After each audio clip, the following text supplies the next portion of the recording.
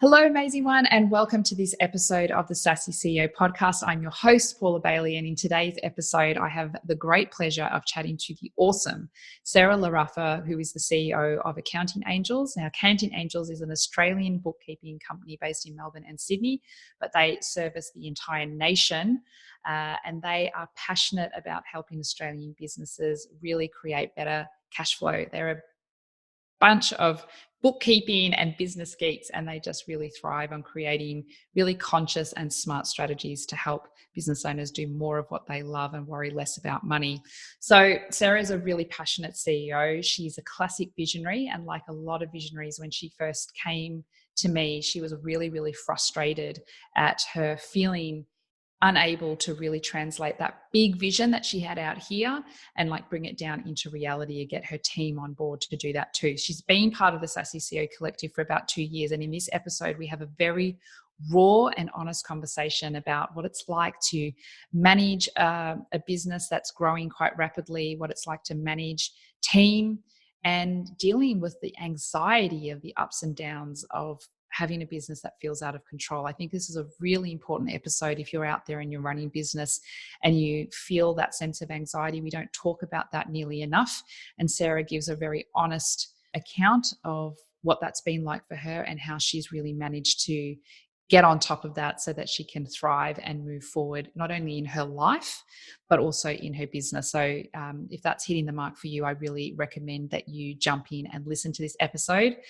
Don't forget, if you would like to grab some more clarity and have some more insights into what's going to be happening for your business in the next 12 months, I really recommend you grab yourself a copy of the Sassy CEO strategic planning template. If you jump over to sassyceo.com/gift, you can grab yourself a copy over there. But that's enough from me. Let's just jump straight into the episode with Sarah Laruffa from Accounting Angels.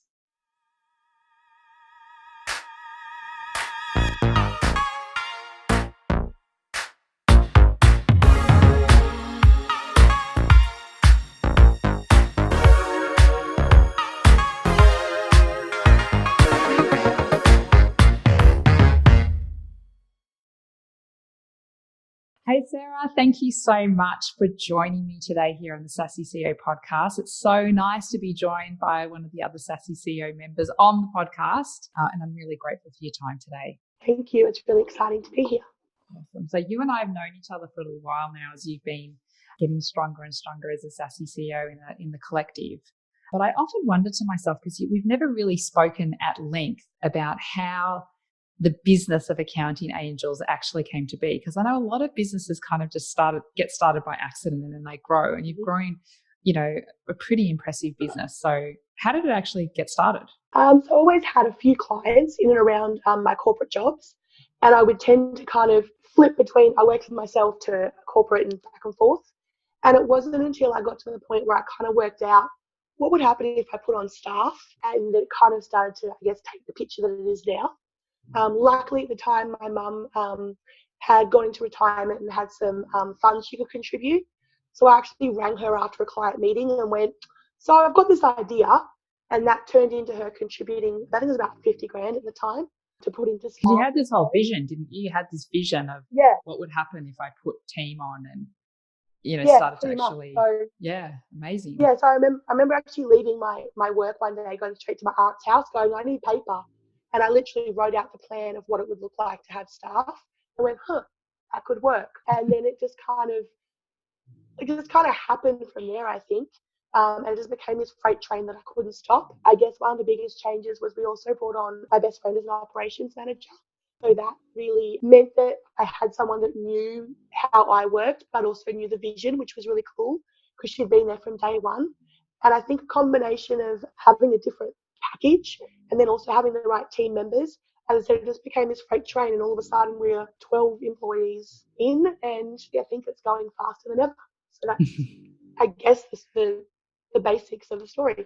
Yeah. I mean, I guess one of the things that I really love about your business that really struck me from the moment I met you was the passion that you had. And I know that, we talk about values a lot in the Sassy CEO program because we develop values to create culture in our teams. And, that value of we are family, which I know, I think initially you you had it there, and then a couple of planning sessions, you're like, oh, I don't know how I feel about that. And I feel like you've come full circle, because it's interesting, because one of the most striking things for me when I met you as a business owner was the fact that you were so passionate, and you are still very passionate about providing opportunities. Pretty much your entire team are mums that work from home. They've got great skills to still contribute, but the great thing is they can do that and still create financial well-being for themselves and their family, but do that around their kids, which I think is just really beautiful.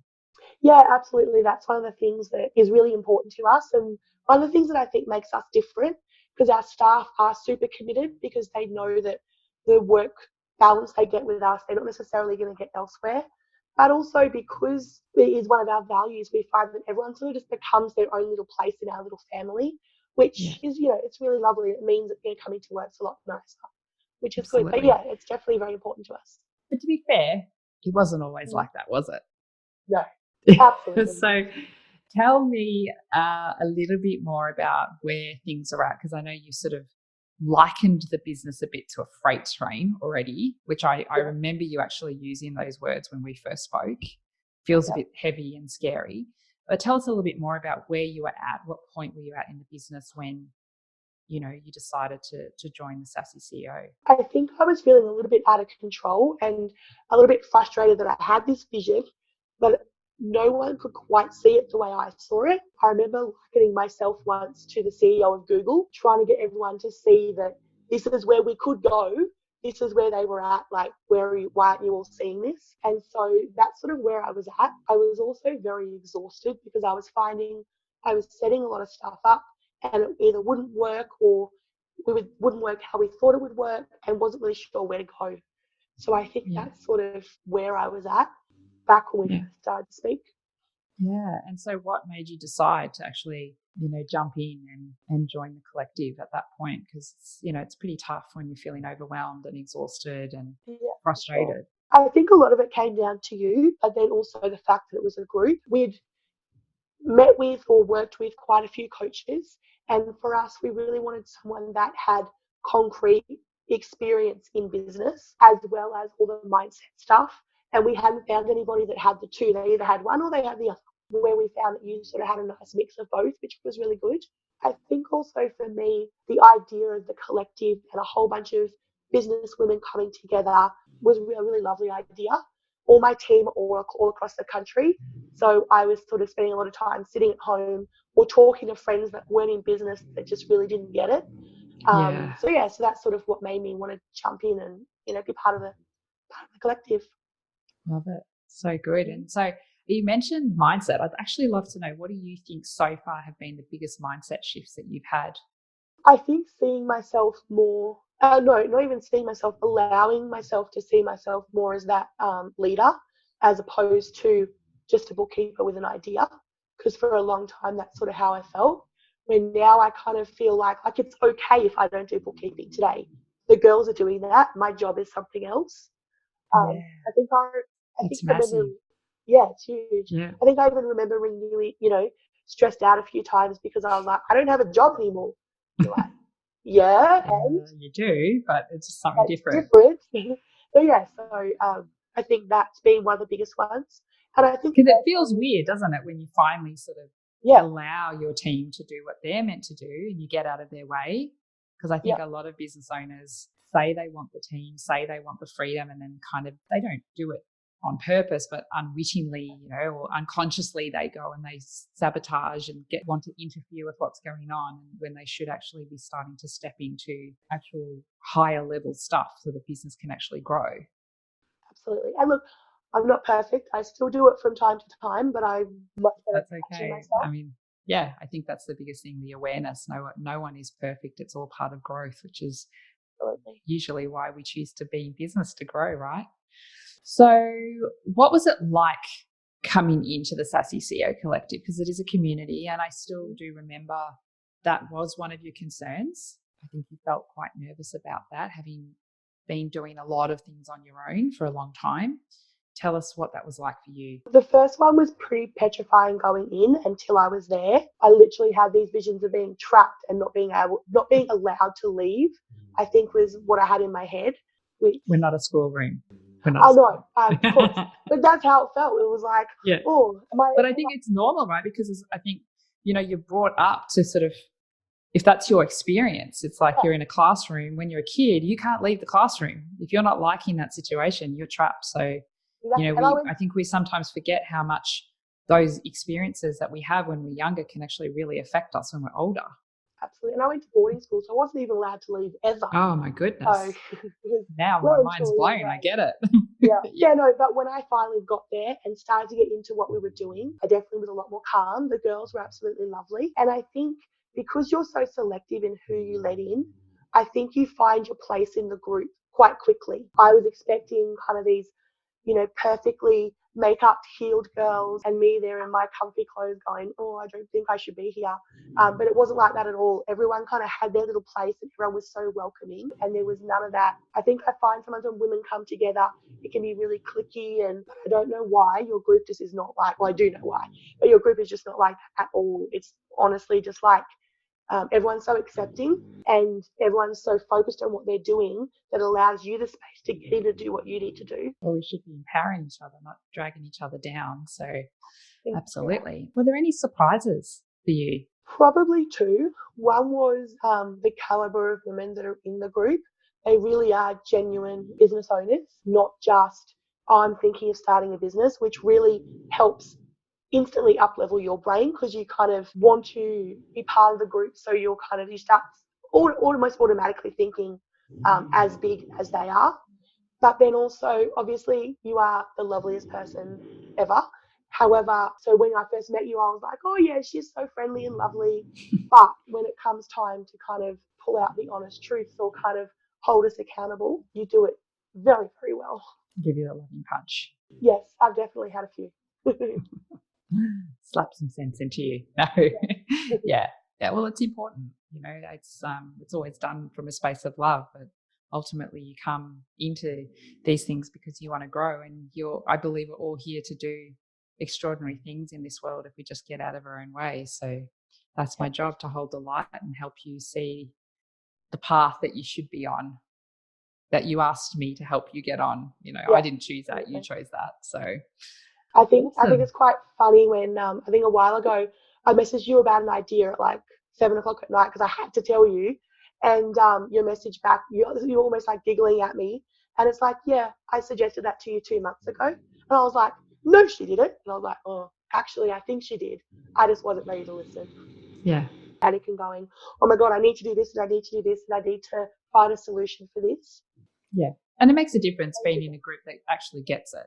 Yeah, because let's absolutely. be honest, if we often talk about these solutions that we're finding to someone who's not in business or hasn't done the money mindset work or the wealth consciousness, it's very easy for someone to just poo-poo all over your dreams and kind of question you. And I think it is really healthy to be surrounding yourself with people that kind of get the weirdness of being an entrepreneur. What has happened? Like, what do you think has been some of the highlights for your business so far in becoming a Sassy CEO? I think one of the biggest ones is me and how I'm dealing with things better, and again, allowing myself to step into that leader role. That's been a really big one, as opposed to feeling like I just have to be a bookkeeper, but also changing our packages. A while ago, actually, one of our sassies, we sat down, we started to break down our packages, and I was like, I'm a bookkeeper. I know what my figures are. I don't need to do this. And you're like, Sarah, just do it. And I'm like, okay. So I sat there very begrudgingly doing it, going, I've already done this a million times. And then I did it and I went, interesting. My percentage is actually what I thought it would be. But if I did this, this, and this, that would work so much better. And so actually sitting down and actually breaking it down was huge for us. And then I think also the leadership within my team. Just on that as well, just like if I can catch you there, how often when we're experts in something do we think we already know? Yeah. And I think that's also one of the pieces of gold of having to come out of your business every quarter and look at things from a different angle and come, because it's so easy in the day-to-day life of business, you just get caught up in this is the way you do it, and you almost like go on autopilot. And without that opportunity to come out and look top line, aerial, like what's going on, survey what's happening, so you can create that next path, you don't ever see past your nose. Yeah. And I think sometimes the ideas that the girls have when they're in a totally different industry, like we've got like our architect, sometimes she'll come up with something and I'm like, I never thought of that. I could Yeah. do that. And normally you'd be like, oh, she's an architect, like it's so different. But because of the way we do it, I generally get most of my best ideas when the other girls are masterminding. It's got nothing to do with me. Yeah, that's the power of masterminding and bringing Yeah. in the collective, and having such a broad range of experiences and personality types. That's awesome. I'm loving hearing that. That's really good. And I think also your team, there's been a lot of changes in your team. You're a team of 12 now, quite strong. I Yeah. saw an amazing post in Sarah's private team group yesterday, because I have the privilege of being a part of that, and which I just say just makes me so happy, because I really love getting to know all the Sassy's businesses, and I love knowing who is working and being part of their mission. Just seeing you write a beautiful post to ask them what they want to specialize in, which I think is a new level of taking care of your team. And I think it's actually a new level of you scaling out and letting your team really shine. Absolutely. We've always had this vision of specialties, but I've never really seen how it could come together. But I was literally doing research at 3 o'clock this morning because I couldn't sleep. I had this idea buzzing in my head. And I was like, oh, that might be like my bit of paper years ago. That might work. And so I just put it out to the girls and they've jumped on it, which is really cool. So they're all Yeah. choosing their special industries that they want to specialize in. And they will So eventually cool. be the manager of that industry. Yeah, I love it. I love how big you think. And your relationship with your ops manager, who also happens to be your best friend, Yes. which, can I say again, I mean, this is such a beautiful family business, really. It's stemmed from family investment. It's fueled by the love of family, but like any family, there can be drama cycles happening. Tell us a little bit about that, like the relationship with your ops manager and the journey of what we've done to make it better. Em basically started working for me because she did it literally out of love because I was so frustrated, and also because I bullied her into it. And so when you come into a company in that, I guess, place, and then also living ages away, so she lives in Sydney and I live in Melbourne, it created a lot of friction, but also silent friction, because obviously we love and adore each other, so we didn't want to upset each other. So we found that all we were doing was talking about work, and all we were doing was saying yes to each other. And then we were just getting frustrated at each other, and every now and then we'd have our screaming match, and then we'd move on. But the screaming matches were becoming a little bit too frequent. And so then obviously Paula came in and started working with me, and then now she works with both Em and me. So it means that we're both thinking bigger picture. We're both clearing our brains to be able to support each other better without the niggling stuff happening. And it's amazing watching her step up as well. I think that's which really is massive. incredible. Achievement, and taken so much out of your brain, which has meant you can do some really cool things like travel. Yes, travel. I mean, tell us a little bit about that. Well, I used to travel a lot as a kid, and then I got into this place of, well, I travel a lot as a kid, so I don't need to. And then I threw myself into my business. And then by the time I looked up, it was 5 years in, and I don't think I'd been home. My family lives on the Gold Coast. I hadn't been home for 4 years. And I got myself to the point where I was so anxious about flying and traveling that I just refused to do it. My nephew was, turning 1, and I'd be like, nah, I'll see him when he comes to Melbourne, which is ridiculous. Actually, all of the girls, mostly Paula, but all of the girls kind of challenged me to start looking at that differently. And it started with spending the night in the hotel room at the place where we do our mastermind. And now I think I've travelled every month since. Yeah. Where are you going at the end of the year? Vanuatu for my cousin's wedding. Yeah, it's so amazing, and your business still runs. Yeah, still runs. It's creating a freedom machine for you. Yeah.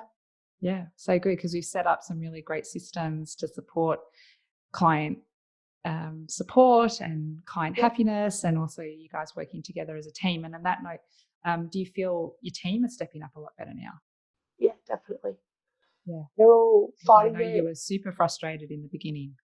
Yes, I was. I love them dearly, but it was a lot of hand holding and, doing one task at a time, where now they tend to take a task and go, how do I get this done end to end? which is pretty amazing. And so for you as a leader, what's been the biggest lesson you've learned as a leader to change that? Because I know a lot of women are dealing with that out there, that business owners, I should say. If you're a business owner and you've got team, there seems to be a bit of a common theme of this feeling of like, it's like a kindergarten. I still feel like I'm holding all the weight and I'm paying all these people. And there's like almost this energy of like, it's like begrudging almost. Yeah. And it's quite abrasive energy to have in a business. Like just in general, like the one thing that you think changes that or begins the catalyst of changing. I'm going to have to go with two. One is engaging them in the processes and the company vision. The other is just getting out of their way and letting them do it. Trusting. Is that trust again? Yeah. I used to get in trouble all the time for, I'd ring them and go, so where's this at? It's done, was done 2 days ago. I'm like, oh, okay, never mind. Where now I just let them do it. We've got the processes in place that I can check if I want to. You know, if it's 7 o'clock at night and I want to see where a file that I can look, I don't have to ring them in a panic or lie awake all night going, that file's not done, when really it was done 2 days ago. So that would be my biggest thing, processes and get out of their way. Good advice. What's your favourite bit about being a Sassy CEO now? Seeing all the girls every quarter. I love it. Yeah, that's so cool. It's like a little holiday for away from, and it's a little holiday because I can just be myself and come up with these ridiculously huge ideas and they're like, Sarah, that's awesome, as opposed to, that's not going to work. How much is that going to cost? They just like, oh yeah, that's a good idea. Maybe I should do that too. It's really cool. I love it. And so what's next? The next 12 months are, at Sassy CEO Land, we're always, visioning out and planning for the next quarter and the next 12 months. What's the vision hold for you and your team in the next 12 months? We want to sign 50 Sassy Box clients, which will mean nothing to anybody else, but it's our signature package client in the next year.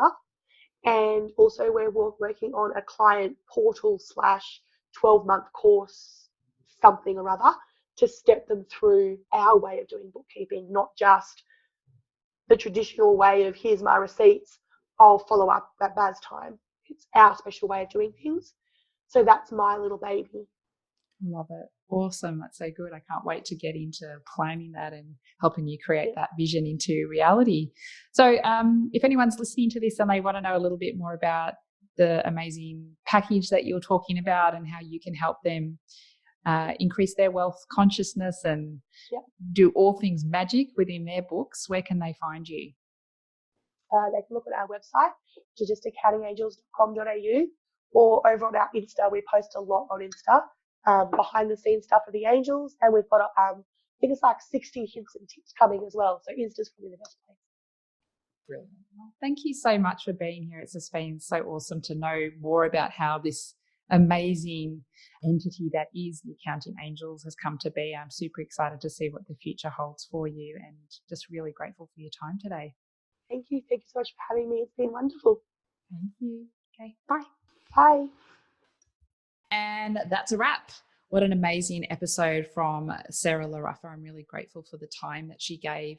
I think it's such an important topic of conversation to really acknowledge that, hey, business can be tough. There's lots of ups and downs and we can feel anxious and we can feel like things are out of control. But hearing stories like the one that Sarah's shared today, gives us insight into the fact that there are tools, there are strategies, and there are ways of managing it better so that you can really step into who you're meant to be. The thing that I have loved most from the very beginning is her desire to incorporate her business into being a big family. And even though that can come with obviously a lot of challenges, she just really flies through that, and she's very, very strong in her vision for, creating opportunity for other women and really creating a sense of family within her company. And I think she's doing a stellar job at doing that. And it goes to show that you can actually have fun at work. You can be surrounded by great people, not only within your team, but also within the clients that you actually service as well. I hope you enjoyed this episode. I can't wait to have you back really, really soon. Until then, have an amazing time out there in business, and I'll catch you really soon. Bye.